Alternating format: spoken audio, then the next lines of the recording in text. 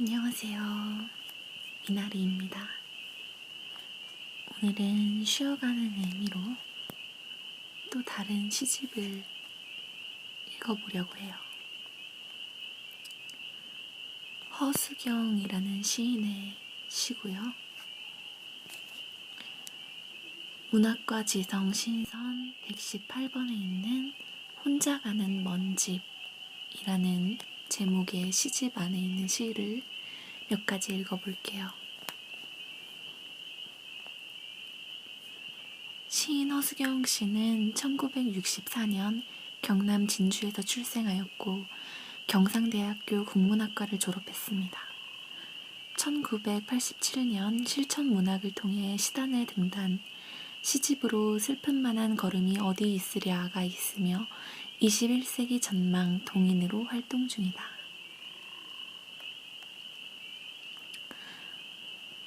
이 앞에 굉장히 제가 이 시인의 시에 공감을 하는 비평이 작게 들어있는데 그 부분이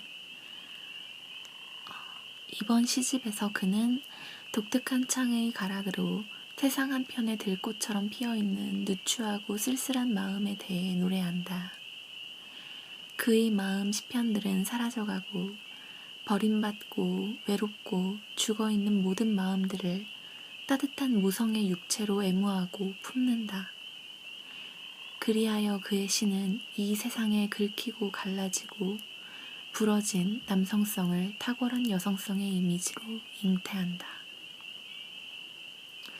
다음에 읽어드릴 시에 대해서 간략한 소개처럼 읽어드릴 수 있을 것 같아서 읽어봤습니다.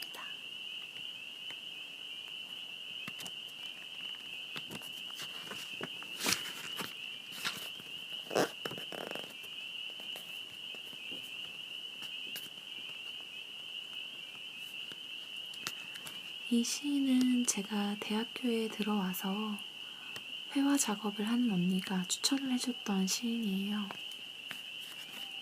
그 언니가 하는 작업이랑 굉장히 잘 맞는 시인이어서 기억을 하고 있었어요. 사랑에 대한 시가 굉장히 많이 있고 또 앞서 소개했던 것처럼 어떤 창의 가락, 노래, 악기, 시를 부르는 목소리 이런 이미지들이 계속 연결돼서 나와요. 제목이 불우한 악기, 곰터의 사랑, 울고 있는 가수 이런 식이거든요.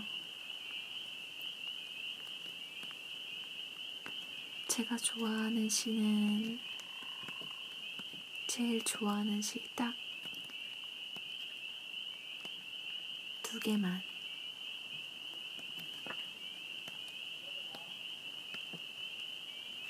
골라서 읽어드릴게요.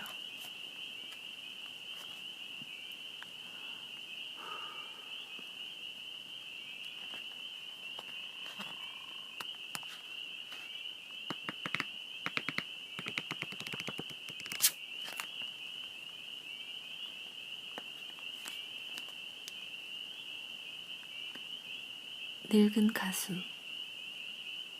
뽕짝의 꿈. 나 오래전 병아리를 키웠다네. 이놈이 닭이 되면 내버리려고. 다 되면 버리는 재미. 그게 바로 남창 아닌가. 아무 데서나 무너져 내리는 거.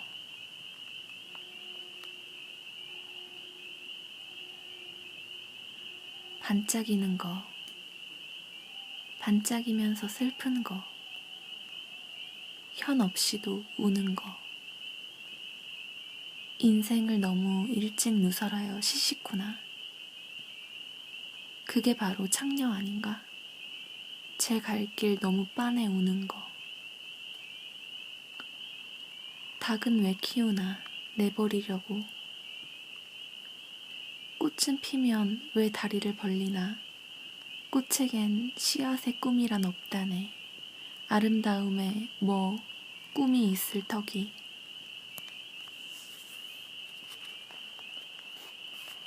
돌아오고 싶니 내 노래야. 내 목젖이 꽃잎 열듯 발개지던 그 시절. 노래야, 시간 있니? 다시 돌아올 시간. 나 어느 모퉁이에서 운다네. 나 버려진 것 같아, 나한테마저도. 내일의 노래란 있는 것인가? 정처 없이 물으며 나 운다네.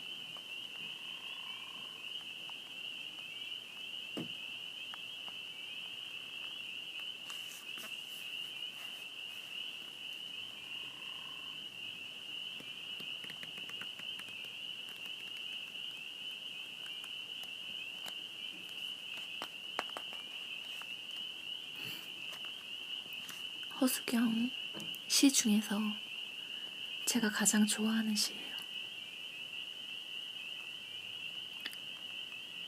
이런 시는 사실 달리 말을 할 필요가 없다고 생각을 하거든요. 남창이나 창녀 같은 되게 어떻게 보면 굉장히 센 단어를 사용하고 있는데도 불구하고 이 시가 쓰여졌던 시대에서 이 단어가 쓰여진다는 거 약간 어떤 느낌인지 그냥 이미지가 그려지더라고요.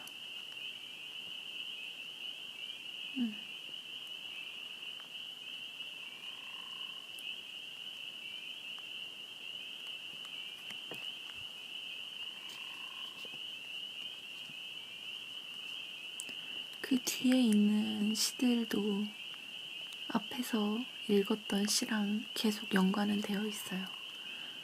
정처 없는 건들거리며 왜 지나간 일을 생각하며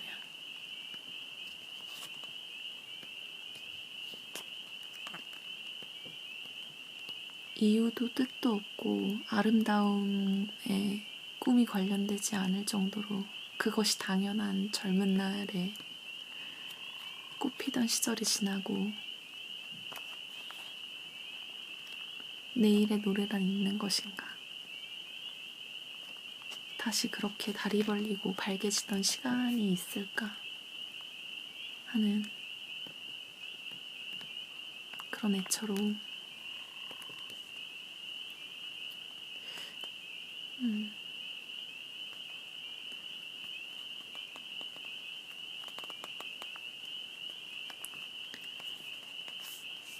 그 다음 시는 도시의 등불.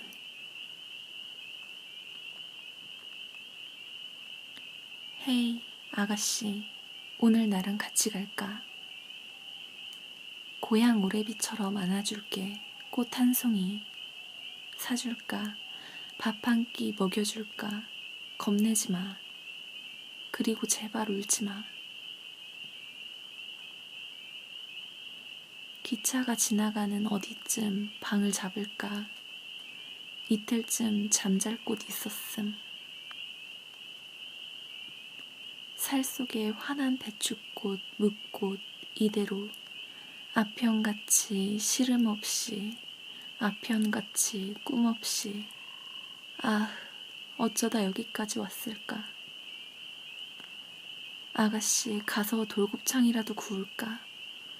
내 손수건이라도 줄까? 손수건은 너무 더러워. 아, 어쩌다가. 아가씨 울지 마. 고향 오래비처럼 안아줄게.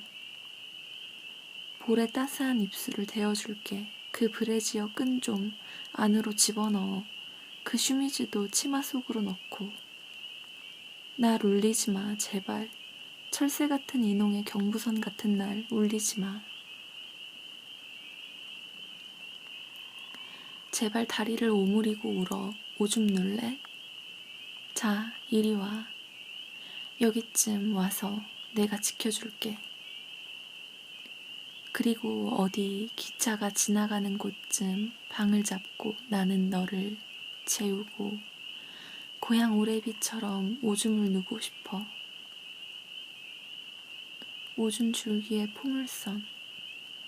포물선의 고요함, 그리고 쓰러져 잠속의 시름. 눈꼬리에 눈물을 담고 고요함 속에 잠겨 뿌리로 돌아가는 그 고요함. 히힛, 고향의 누이처럼 코를 고는 너 곁에서.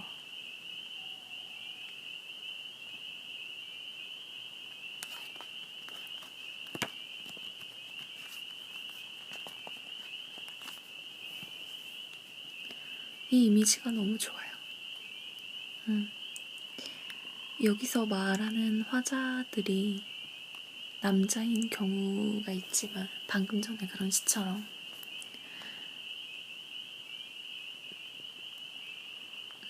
실제 하는 남자 같지 않아서 좋더라고요.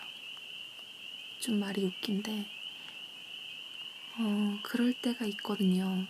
저는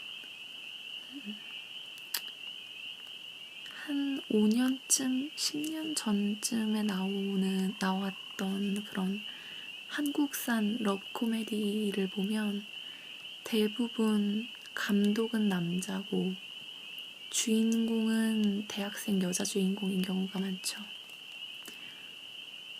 하지만 실제로 여자들이 그 여주인공을 봤을 땐 정말 그 같은 동시대를 사는 여자라고는 믿기지 않을 정도로 남성의 시선으로 바라본 여자인 경우가 많아요.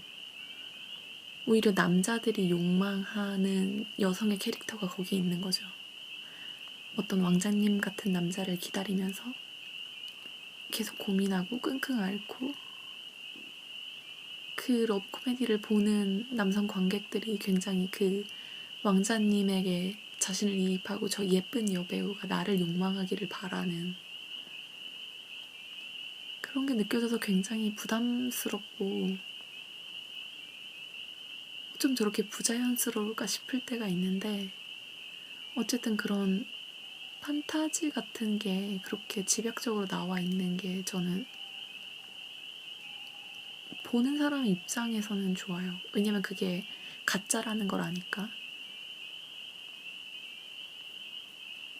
비슷한 의미로 방금 그 시를 좋아해요.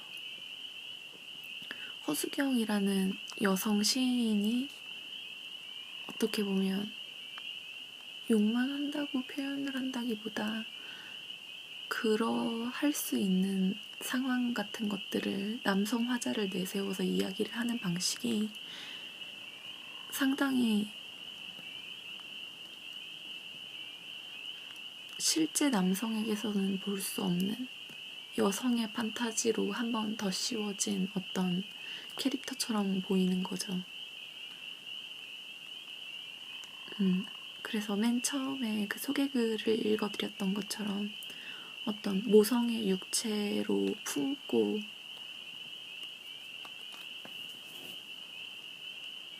그런 보살펴야 할 것 같은 남성상을 여성의 시선으로 만들어낸 이 화자들이 저는 마음에 들어요.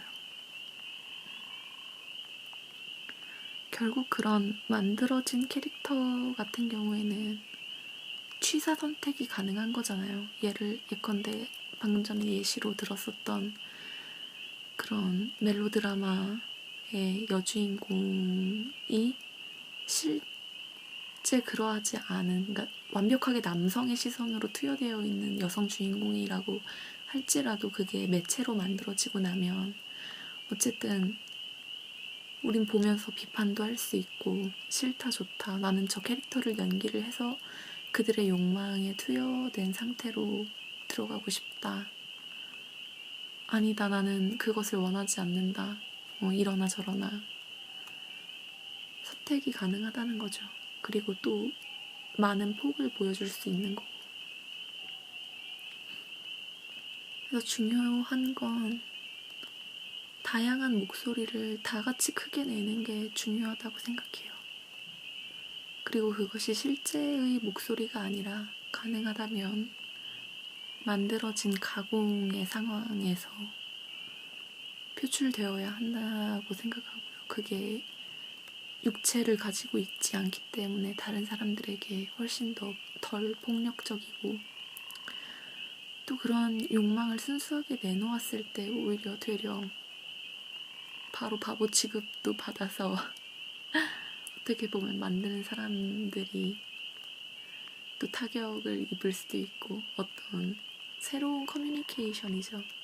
글이나 그림이나 영상이나 제가 녹음하고 있는 이 목소리 같은 것도 마찬가지로 제가 제 의견을 이야기하고 있을 뿐이지만 누군가는 이걸 들으면서 제 생각에 동의하지 않을 수도 있고 굉장히 기분이 나쁠 수도 있고 동의할 수도 있고 생각의 과정에 치밀함이 없다고 생각할 수도 있고 다양한 생각을 하실 수 있겠죠. 하지만 내가 하는 목소리를 막을 수는 없고 나는 계속 얘기하고 듣기 싫다면 그냥 바로 유튜브 창을 꺼버리면 되잖아요. 전 그런 관계가 분명히 어떤 새로운 커뮤니케이션에 도약을 줄 수 있다고 생각해요. 벌써 그러하다고 생각하고, 그리고 그것들은 훨씬 좋은 방향으로 나아갈 수 있다고도 생각하고.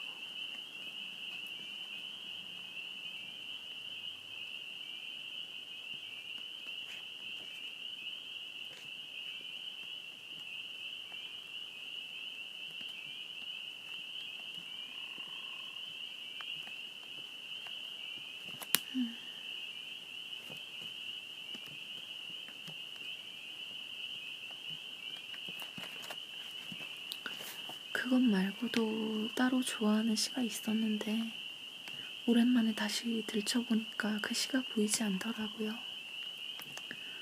대충 어떤 내용이었냐면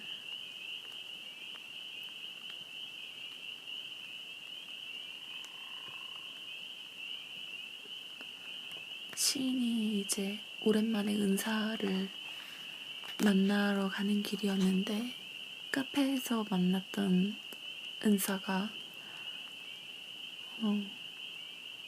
뭐라고 했더라? 너 굉장히 많이 변하였구나? 아니면 혹은 변한 게 없구나? 라고 했을 거예요. 그래서 그 말을 듣고 좀 눈물이 나와서 돌아오는 지하철 안에서 울었다던가 그런 내용이었는데 굉장히 유려하게 방금 읽어드린 시 같은 느낌으로 이미지가 굉장히 잘 나와 있어서 마음에 들었거든요.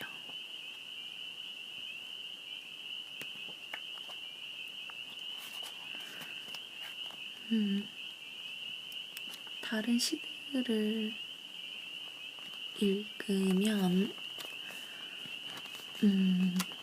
이런 시가 좀 길어서 상상하기가 좋을 것 같아요. 표정 1이라는 시를 하나 더 읽어볼게요.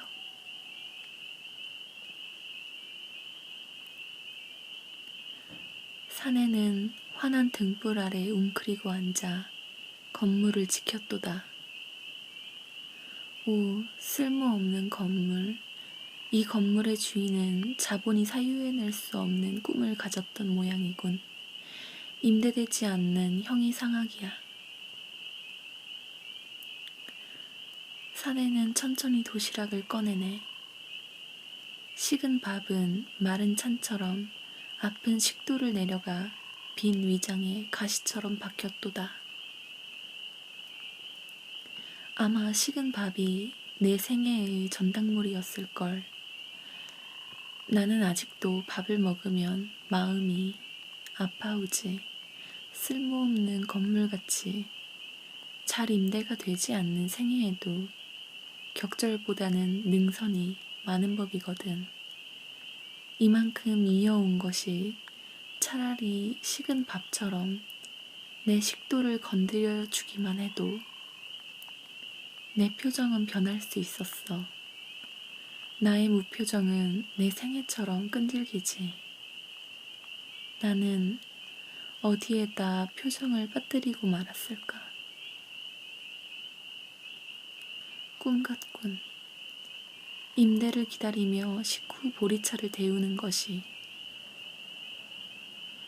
밥이 아픈 건 능선의 고향 같은 것일 뿐이야.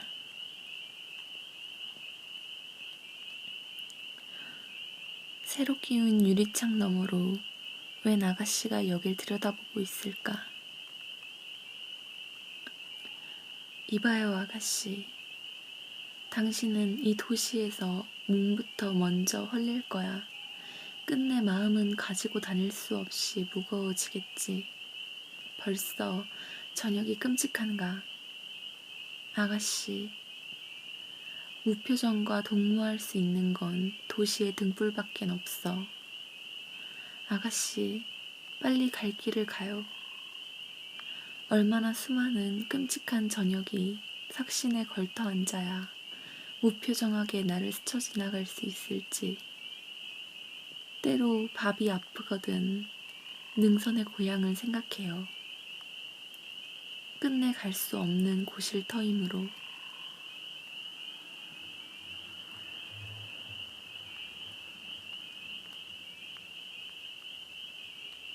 이 건물의 주인은 조랑말도 지나갈 수 없는 곳에다 포크레인을 끌어들일 게 뭐람.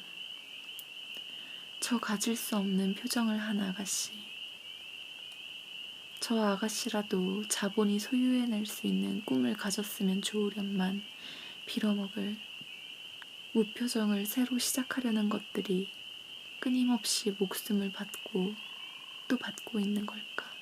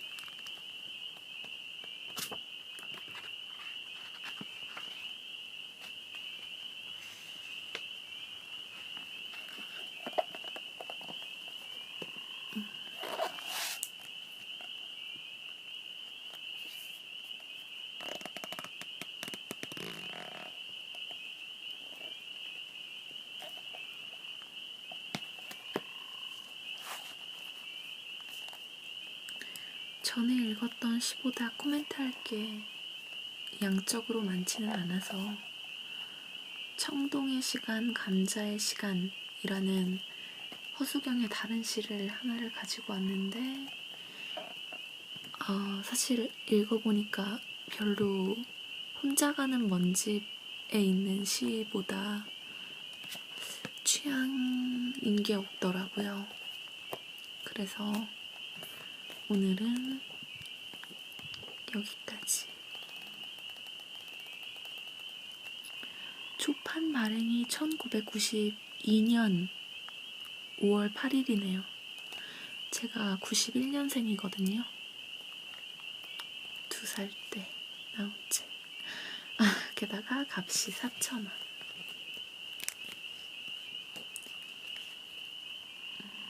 마지막으로 앞에 있는 작가의 말을 읽으면서 끝낼게요.